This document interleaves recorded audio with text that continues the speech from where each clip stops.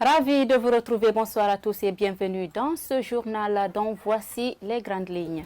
Après le capitaine Moussa Dadis Camara, c'est au tour de l'ex-président de la transition guinéenne Sekouba Konaté de rentrer au pays. Ce vendredi 24 décembre 2021, le général à la retraite a été accueilli à Conakry, à l'aéroport international Ahmed Sékou Touré. Vous aurez également un mot de sport dans ce journal. Le championnat national Ligue 1 guinéenne s'est disputé cette semaine dans les différents stades du pays. Tous les résultats et classements, c'est en fin de journal. C'est tout pour les titres. Les détails, c'est dans un instant.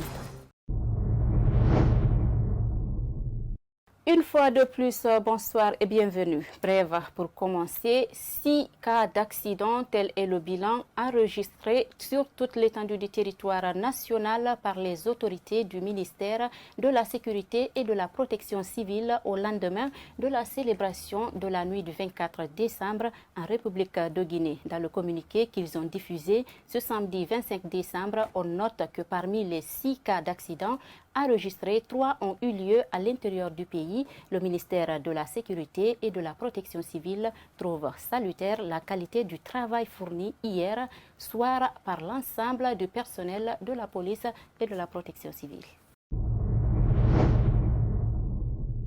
Comme je vous le disais au sommaire, le général à la retraite Sekouba Konaté a été accueilli à Conakry ce vendredi 24 décembre 2021 à l'aéroport international Ahmed Sékou Touré. À sa descente d'avion en provenance de Bamako, il a remercié le président de la transition, colonel Mamadi Doumbouya, et exprimé sa joie de revenir au pays. Bintou Souma commente les images de nos confrères de Gangan TV. Après avoir passé quelques jours à Kankan dans son village natal Sana, le général à la retraite Sekouba Konaté a été accueilli ce vendredi 24 décembre 2021 à l'aéroport international Ahmed Sékou Touré de Conakry, quelques jours après Moussa Dadis Camara. À sa descente de l'avion, il a exprimé sa joie de retrouver son pays. Après une dizaine d'années d'exil entre le Maroc, l'Éthiopie, les États-Unis et la France, j'ai compris que nul n'est bien que chez soi. Rentrer donc en Guinée, bien évidemment, est un ouf de soulagement et d'espoir. Pour ce geste ô combien patriotique, permettez-moi tout d'abord de remercier Dieu le Tout-Puissant qui a permis de tenir les vicissitudes de l'exil, mais aussi d'adresser mes sincères remerciements au président de la République, chef suprême des armées, pour son ouverture d'esprit et son sens élevé de responsabilité. Au cours de ma vie, je me suis toujours consacré à la paix et à la stabilité de notre pays. J'ai parié sur l'idéal d'une société libre et démocratique dans laquelle tout le monde vivrait ensemble en harmonie et avec des chances égales. C'est un idéal pour lequel j'espère vivre. C'est pourquoi nous devons tous jouer un rôle moral pour accompagner le CNRD et notre président dans son chantier de redressement et de réconciliation nationale pour l'intérêt supérieur de la nation. Pour terminer son discours, l'ancien président de la transition guinéenne de 2009 a demandé aux Guinéens à accompagner l'actuel président de la transition, le colonel Mamadi Doumbouya. Je demande aux Guinéens de rester derrière le colonel président Mamadi Doumbouya, car il incarne le renouveau, l'espérance et l'union sacrée. Je vous remercie. A rappelé qu'après la tentative d'assassinat du capitaine Moussa Dadis Camara, qu'il a évincé du pouvoir, c'est le général à la retraite Sekouba Konaté qui a organisé les élections de 2010 où il y avait 24 candidats civils. À la même occasion, une foule était présente sur le pont de l'aéroport international Ahmed Sékou Touré de Conakry. Parmi elles, l'artiste Ibro Diabaté, ami d'enfance du général Sekouba Konaté et une citoyenne ont exprimé leur joie par rapport à l'arrivée de l'ancien président. On les écoute au micro de nos confrères de Gangan TV. C'est normal, parce que le général du pays, notre Sekouba Konaté, on m'a dit hier, il doit atterrir aujourd'hui, il faut que je sois là.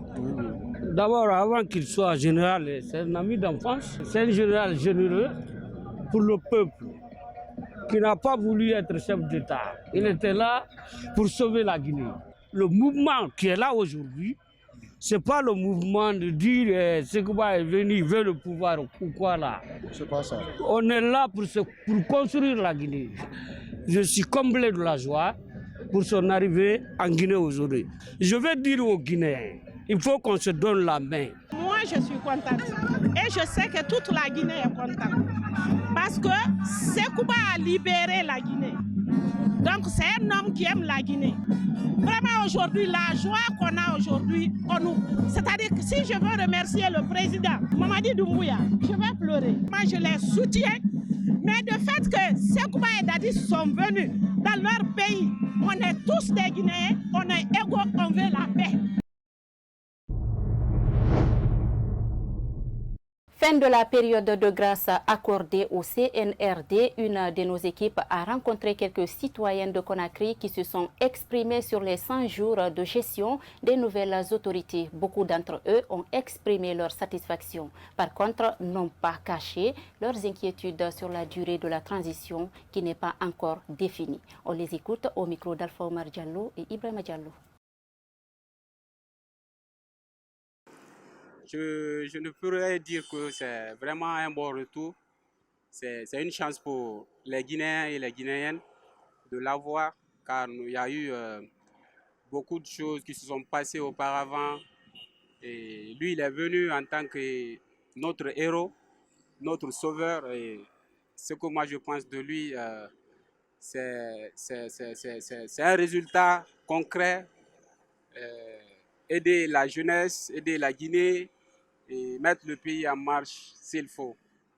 Comme ils n'ont pas d'abord installé le CNT, et donc il y a tous ces facteurs là-dedans. Mais quand même, je recommande à l'autorité quand même de fournir des efforts et aussi l'apport de la population aussi. Parce que quand le gouvernement veut aider, il va falloir que la population aussi soit là, quoi, mentalement, moralement, et puis qu'on soit unis pour que la Guinée change. Car si la Guinée change, nous aussi, nous pourrons aller de l'avant.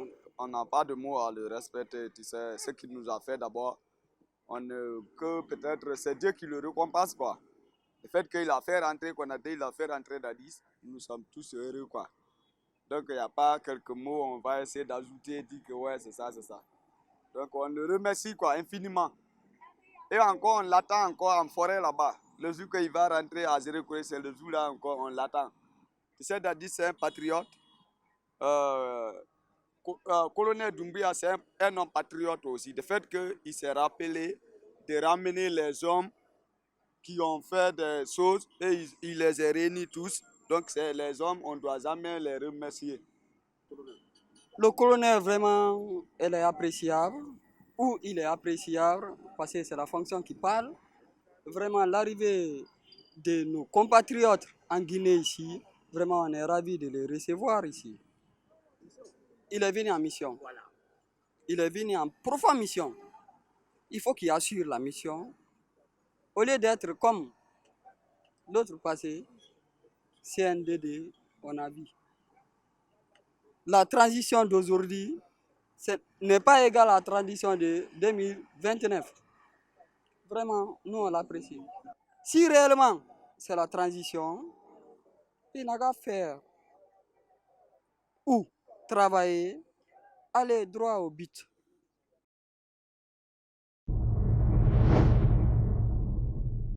C'est ce vendredi 25 décembre 2021 que la ministre de l'Information et de la Communication, Rose Paula Prissemou, a rencontré les patrons de médias à la Maison commune des journalistes Akipé. Objectif, mettre la presse au centre de cette transition. Elle s'est aussi engagée à travailler avec toute la presse guinéenne afin d'atténuer les frustrations. Alpha Oumar Diallo commente les images de nos confrères de Gangan TV. Alors que les hommes de médias sont souvent écartés pendant les différentes activités du CNRD depuis la prise du pouvoir par les militaires, Rose Paula Prissemou, ministre de l'Information et de la Communication, a décidé de rencontrer les associations de presse ce vendredi 24 décembre 2021. Une rencontre qu'elle a saisie comme opportunité pour mentionner l'importance de la presse pour cette transition en cours. Pour nous, il était question de rencontrer ces différentes associations, réitérer notre engagement à travailler dans toute cohésion avec eux pour qu'ils soient aussi rassurés qu'ils auront cette liberté de la presse, mais une liberté responsable, une liberté humaine aussi, parce que le rôle qu'ils vont jouer sera vraiment un rôle qui visera à la stabilisation, à la refondation de notre nation. Depuis plusieurs années, la presse guinéenne a du mal à trouver une maison digne de nom. Une situation aujourd'hui qui inquiète la ministre de l'Information et de la Communication. La problématique de la formation, il était question aussi de la maison de la presse qui reste une des préoccupations majeures des acteurs de cette presse-là. Nous les avons tous pris. D'autres problématiques révélées, c'est la faible participation des femmes dans le monde médiatique guinéen, une lacune que veut combattre Rose Paula Prissemo. Moi, personnellement, je le prends ce sujet à cœur et nous prendrons toutes les dispositions qu'il faut pour que les femmes soient encore bien représentées au niveau de la presse et qu'elles soient aussi partie prenante dans les enjeux au niveau de la presse. En attendant que les actes soient liés aux paroles, les hommes des médias espèrent les jours ou mois à venir entendre de bonnes nouvelles. Suite à l'accident de la circulation qui a fait un mort et plusieurs blessés le jeudi dernier à la déventure de l'Université générale Lansana Conté de Sonfonia, la coordination des étudiants par la voix de son secrétaire chargé des affaires extérieures présente ses condoléances à la famille et invite également les autorités de la dite université à prendre des mesures afin d'éviter ces genres de drames. On l'écoute au micro de Ibrahima Diallo et Alpha Oumar Diallo.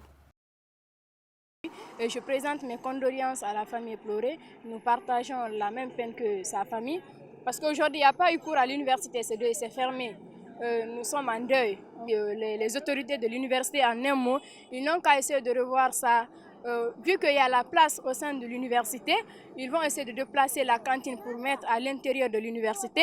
Comme ça, une fois les étudiants seront dans l'université, si ce n'est pas sortir pour rentrer à la maison, ils n'ont rien à faire au dehors.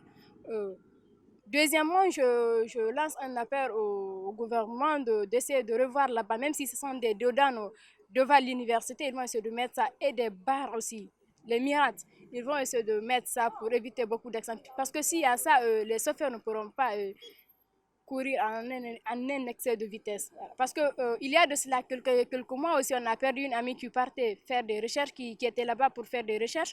C'était un dimanche. Elle devrait exposer le lundi. Elle a mené ses recherches. Quand elle est sortie pour chercher la voiture, c'est là-bas qu'une voiture est venue pour la arrêter.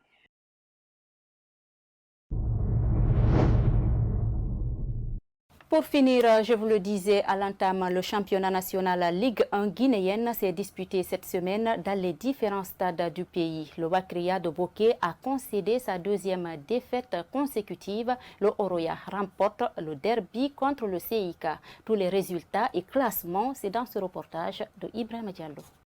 C'est l'association sportive des Kaloum et la Flamme olympique qui ont donné le coup d'envoi de la 9e journée du championnat Ligue 1 guinéenne.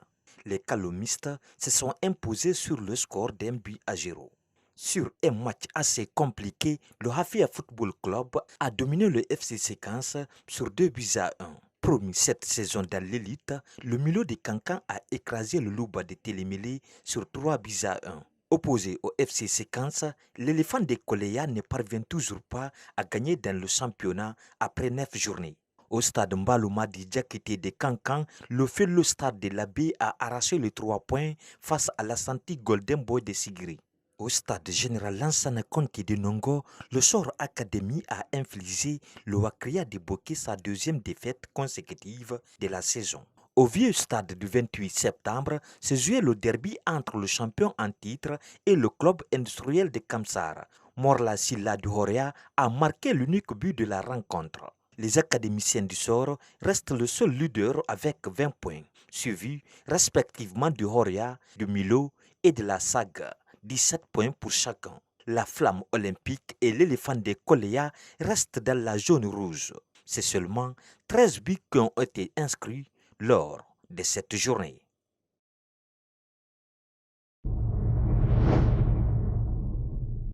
Voilà comment on se quitte au compte de cette grande édition d'information. Merci à tous de l'avoir suivi. Au revoir.